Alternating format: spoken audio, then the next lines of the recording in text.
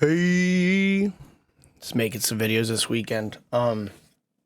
So one thing I chase in life is nostalgia and like my inner child and imagination, right? And it's as you become an adult, you sort of lose this, like that innocent youth where like everything was new. Um, Everything was exciting. You were learning everything. Like, just think growing up, like new colors and new video games. Like, the first time seeing a computer for me, it was fascinating. And now I'm sitting here with like two computers, four monitors, and it's like I'm just numb to it, right? But the first time I sat down on like a 12-inch monitor, CRT, 200 megahertz computer, it was mind blowing to me. And my first time playing like Half-Life PvP online, connecting through an IP address. Times were different. Like, you didn't have matchmaking and stuff. You had to connect through IPs, one IDs. People that played Half-Life, you know what I'm talking about. That it was fascinating to me that I could play against other people because consoles didn't have that ability till like, PS2 and an Xbox. It was all just right on the TV, LAN play with people, split screen, or through multiple TVs in the same room, through a LAN, local area network. So my first time playing Half-Life Deathmatch, it was amazing. And I was on 56K, so I didn't even understand what ping or latency was at the time. My first, little while playing, and I understood, it's the connection. And I remember cable modem being like the most amazing thing, and I didn't have it for many years. I played on 56K, dialing up. People would call your house and they couldn't get through because you were connected to the internet. And I remember playing Half-Life. It was so exciting.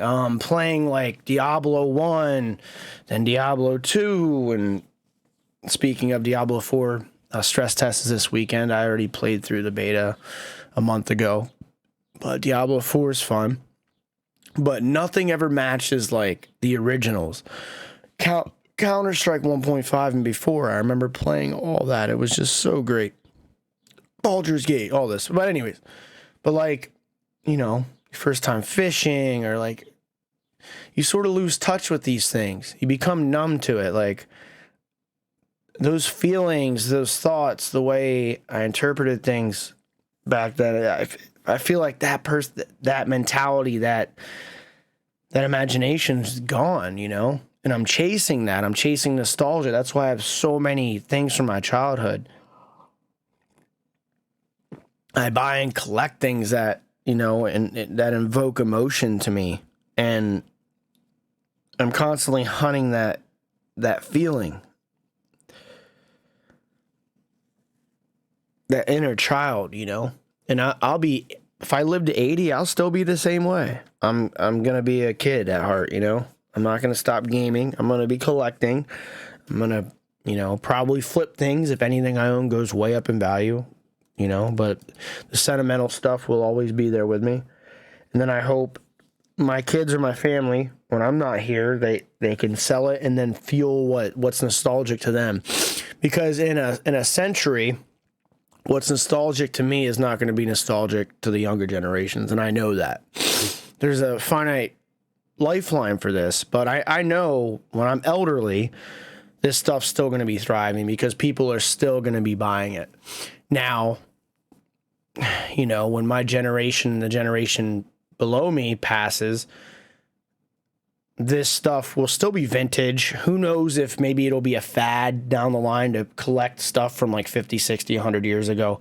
But the nostalgic factor won't be there, and I accept that. So I feel like after my lifetime, some of the stuff that's so valuable to me and has monetary value on the markets, they may not sustain that value down the line. But there's still the vintage factor. It's still memorabilia, right? Stuff becomes antiques, blah, blah, blah. Who knows? But in my lifetime, I don't have to worry about it. And when I'm gone, I hope it's sold off for liquid revenue, so it can be used to fuel someone in my, in my family's passion, their nostalgia down the line, whatever it may be. With digital downloading, a lot of stuff, a lot of physical media is non-existent. But yeah, here I am rambling, but I'm always chasing that inner child, and I'm never going to stop. And I don't think I'll ever fully get back to that, like playing EverQuest when I was a kid, and then World of Warcraft. I mean, EverQuest was that feeling. I've replayed it through progression servers. It just wasn't the same. It was fun. There was like a hint of that nostalgia, that feeling, but it was like a drug. It just wasn't the first dose, And games nowadays, like it's quite sad. I think I spend less than $100, $200 a year into gaming, besides like my rig and, my retro game collecting. But I think I bought Modern Warfare 2 last year. This year, I'm going to be buying Diablo 4. And I'm buying the higher editions, which I can't stand the price points. But if I'm spending $100, $200 a year, whatever, that's cheap for gaming to me. And a lot of the early access games I used to buy into and play and then quit and waste my money. I don't buy them anymore. Like, I'll watch them and in the first 5 minutes, they're like, yeah, I'm not touching this. A lot of games, I'm not touching this. A lot of games my friends all bought into, within 2-4 weeks, they're done with it. Every game's remember New World? I don't even think anyone plays it that I know anymore. And it was so hot for like a month. Everyone bought it. Oh, this game's the best. It's going to last forever. Died off. So many games. Atlas, same way. It's becoming more of like a gaming video, and I apologize for people that don't game. But it's a nostalgia thing. And the inner child for me is chasing games, and I'd like to see a new type of game that grips me, and it's just not there. Like, WoW's old news to me. I haven't played since I was a teen. I'm sort of glad because, I don't know, it saved me a lot of time and probably money. But, yeah, I'm always chasing that nostalgia, and nothing feels quite like when I was a kid. Nothing. And that's why I love collecting, because it gives me that the memory feeling and the nostalgia, feeling. And I know nostalgia, it's weird. It's like a drug, right? And it's sort of irrational. Like, a lot of the stuff that has a lot of value, the price points wouldn't be there if it wasn't for nostalgia. And I acknowledge that. I know that. A lot of the things I buy way below comps have gained value, but I realize they could go down and it wouldn't really bother me. I just like getting the emotional, high from it. I can look at my shelf behind me and the memories flood in from when I was a kid, who I played them with, the memories of playing the game the first time, playing through them. And that's what it's for. I know some collector-driven people think that's like a bad thing to have that emotional attachment, and I understand that. I acknowledge it. And there's a lot of stuff I have that I don't have that attachment to that I could resell. Like, I will purposely, if I get deals on things I don't have that nostalgia-driven factor to, I'll buy it if it's a good deal, because I know I can let go of it easier. But some people, they think it's a negative thing to have that nostalgia drive, and I don't. I love it. That's why people do it, and that's why there's money in it. But as like a pure collector, I understand, because what you're buying, or if you're investing into it to resell it, it can make it hard if things are sentimental and nostalgic to you, right? So people that don't have that attachment, they can flip things easier down the line. I totally respect that. But I'm in it for the nostalgia, and I'm like a hybrid. Agree to disagree on it. This video is more of like a nostalgia video. I might not even label it with alcoholism, but I know with alcohol, like, it gives you that euphoria, numbs you out to the emotional distress, right? And it never takes you to that state of like being in that, in the inner child state, but sort of numbs you and maybe gives you a glimpse of it. Or it takes away all the worries, and then you feel like a cuddled little baby or something. There is sentiment to that, but it doesn't make things better. It makes things worse. doing this sober and a sober journey allows me to get much closer to it. I don't know if I'll ever achieve it. I don't know.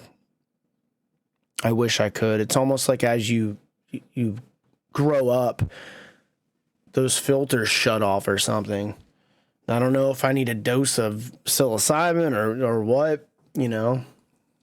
I don't know what would really do it.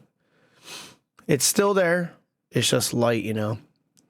But yeah, I might even just label this like a nostalgia topic video, because I sort of went way off topic. It relates to alcoholism, which I've been making a lot of sobriety content, but it's more of like just chasing that nostalgia, which I'll probably relabel this. But I'm sure everyone can relate. I mean, everyone has an inner child. You know, no matter, to me, people that act like pure adults, like, ooh, I'm too mature for that. Ooh, those are toys. Or, ooh, that's worthless. To me, you're a joke, because you lost touch of your inner child, like, completely. And that, to me, that's saddening. I feel like the people that hold on to that inner child, have fun, be a little immature, they're enjoying life a lot more. Pure adulthood is not fun. Being an adult is not fun. You have responsibilities, you have to work, you have to, you have financial burdens. And when you're just stuck in that rut from like 18, 22, 26, whenever you graduate college or high school, whatever you're doing, if you're just in that mode all the way until you're elderly, then you're not really, to me, you're not enjoying life. Like I said, I'll be 80 gaming, I'll be 80 collecting, and I'll be 80 acting like a kid still when I can. I can be an adult too. But people that are like so resilient to being a little immature and enjoying themselves, to me, they're clowns. And here I am, I'm getting a little bitter. I'm gonna cut it off there, because I trigger myself and then I go off on a tangent. But yeah, all I'll say is you pure adults, and have fun with that, because it's not fun. But yeah, that's about it. I don't know. The 90s into the early 2000s, a lot of cool tech came about. And not to go on too long, but as I got older, I would envy like the younger kids experiencing like matchmaking in games, and how everything's so intuitive online, and all this information I didn't have, before the computers were released and the technology was there. But with the way society is now the past 10 years, with social media stigma and people depressed and everyone just fighting and arguing online, I am so glad I grew up in the late 80s and 90s. I am so glad. Into like 2010 up to 2018, I was like, man, I wish I was born a little later, because I wish I could have streamed in middle school and high school, like my old Counter-Strike, Diablo days, Half-Life. I wish I could have streamed all of that. Maybe I could have grew more as a content creator. There's a lot of stuff I couldn't film. There was Fraps back then, which would lag your computer. You couldn't live stream and have everything captured on demand like you do now. And I was like, man, these young kids have no clue, Everything's so much more intertwined and connected and fast, and matchmaking, you're just in and out, right? I used to envy that, and now it's like, but society sucks.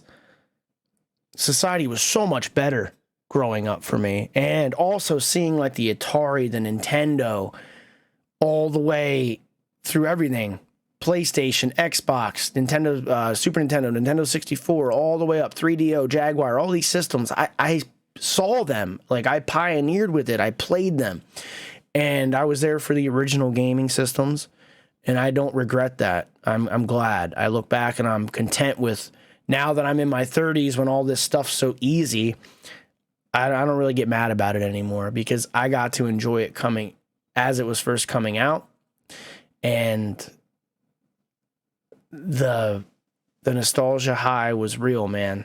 Way more than this stuff, like Roblox, Fortnite, all these games. It's junk. Like Roblox, kids like taking their parents' debit and feeding these companies money. It's insanity to me. And the game looks like crap. It's like people are content with junk, and it's true, man.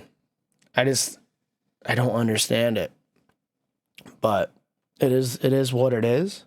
And I feel like things are sort of going backwards now. Tech's there, tech's awesome, but the attention span of people is really declining. And I don't know. I don't know what the next 10 years brings, but we'll see in 2030 plus. But yeah, to not go on too much further, we'll see. We'll see. You know, there weren't DLCs and there weren't.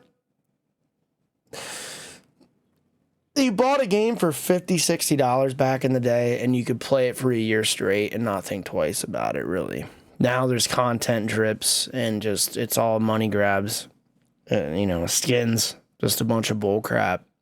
But yeah, take it easy.